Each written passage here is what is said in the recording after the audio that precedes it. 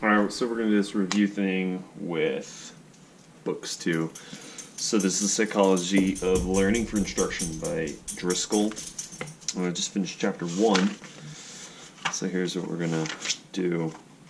First chapter is really good. All the chapters seem to be laid out like this. They've got this like kind of cool infographic, more or less, that goes through what you're going to cover in the chapter, which is really good.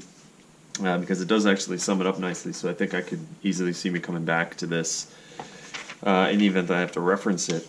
The chapter itself is pretty dense. It's almost 30 pages, all learning theory, so highly theoretical, a lot of commonality between certain elements. But it goes into, what is learning theory, and kind of where some of these things originate from. A couple of things that I really like that I highlighted is right off the bat, like page 3, it talks about the warrants of investing in technology and coming up with why you would want to invest in it. And that's a question I get asked all the time. And if reading this book is going to help me answer that question, I think that's really great. I think it's perfect because that's exactly kind of what I'm looking for. Because at the moment it's like, oh, well, it's nice, but nice doesn't always equate to dollars, I like that it's very upfront about not necessarily having all of the answers, whereas the notion that having all the answers is more or less impossible, but the pursuit of that knowledge is worthwhile, which is something I wholeheartedly agree with. That's probably why I'm in school. But it goes into some really basic forms of learning theory initially, and then it gets into theory building and how theories are built, and some of that stuff. I mean, honestly, if you were just trying to get to the meat of it, it's good exposition, but I don't know if necessary to grasp the importance of the chapter, let's say. One thing I absolutely loved was on this discussion of consilience.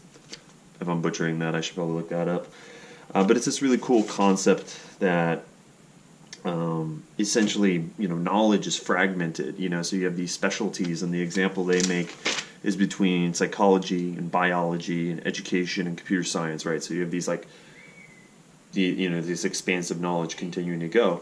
But as you got closer to where those intersect, those realms of knowledge, that's actually closest to reality, right? So it looks like this, right? And ultimately, as you approach here, it's actually better showed there, so they drew some concentric circles. But as you approach here, this is actually closer to real life, where all of these things actually intertwine. So what's important is for you to kind of understand the questions you're asking in your research and what you're actually trying to get through. And it immediately started to make me think about what I'm trying to do and how those things intertwine. So it was a really good point. After that, it gets into definition of learning theory, epistemology, what learning in history was like, and that's pretty cool. I had no real knowledge of epistemology. So it was good to read about that because I had heard it used often in class and it made me feel stupid. And then it got into, there's this really nice, sweet little chart, which is just the concept, essentially concepts of epistemology, and it goes through empiricism, nativism, rationalization, skepticism, realism, idealism, pragmatism, and then it goes into, contents of knowledge and then knowledge traditions. And then those knowledge traditions were really, really good because it kind of shows objectivism and interpretivism, and then how pragmatism is either the middle ground or the top of the pyramid, right? And I think after reading through this, I'm certainly, I would identify myself as a pragmatist, whether that's reality or not, I'm not sure, but there's the pragmatism coming through.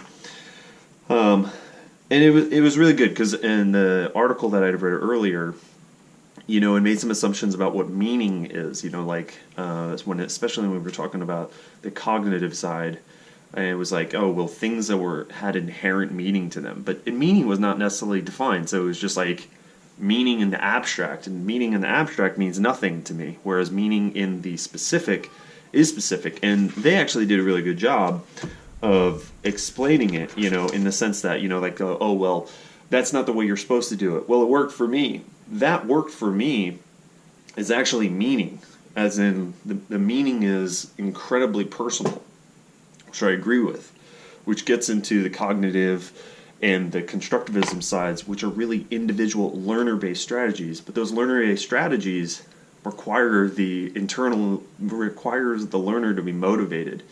And in that motivation, I think, is important in determining what the motivations are. Because we have a number, we have Maslow's hierarchy of needs, we have tons of different motivations. But ultimately, we probably have to get down to like the core motivations. And that's not necessarily talked about in this chapter. This chapter is more of a theory, but they do specifically discuss that at some point. It will get to discussing those motivations. So after they go through those kind of broad learning theories, they get into some of the experimental approaches to learning. And so, like, way back in the beginning of the chapter, remember I showed you that kind of infographic? So they've got those epistemological traditions, and then they've got the experimental approaches, where the chapter actually winds up going in this order. It kind of gives the learning and history, then it goes through these, and then it goes through these. And some of these experimental ones, what they mean by experimental is essentially they've taken, if you do an experimental theory, you've taken all of the past, and then you're addressing those problems with the past with a theory that proves where those theories from the past no longer necessarily solely exist. So you have a theory that works for a period of time, and it's working, but eventually what happens is maybe some specific elements of that theory stop working. And when those elements stop working, what winds up happening is you need to come up with something in which the theory works again. And that's where you get this experimental thing, where experimental science is essentially not a natural progression. Experimental is almost a line in the sand where, oh, we figured out this objectively, which ironically is very like their description of Gestalt theory, which is this theory that, it's not necessarily Pavlovian, it's not necessarily Thorndike, which were the previous, they kind of go through Eddinghaus and then Thorndike and then Pavlov, which I'm sure you guys are familiar with, but then they get into Gestalt theory, which I didn't know about, but it's very accept that failure is a part of learning, and that sometimes you're going to fail and you're just going to sit there. Ultimately, I really like this, and I think they're going to allude to some more stuff down later in the book. Because it kind of goes into this, you do need to be internally motivated, because it's not always just association with positive experiences. Sometimes you're going to have negative experiences learning, and sometimes you need to walk away from it a second. And they get into this like little theory about apes and stuff, but they wind up getting into intuition or insight, more rather insight, not intuition. And the idea that you could learn through insight, you could do something that you previously couldn't do based off of your experience, but also your internal coding of the summation of all of your experiences, which I thought was pretty cool. They briefly get into instruction, because I think they recognize at some point, and hopefully everyone recognize, all these theories are fine, but the instruction and the instructor ultimately become the practical application of any of these things.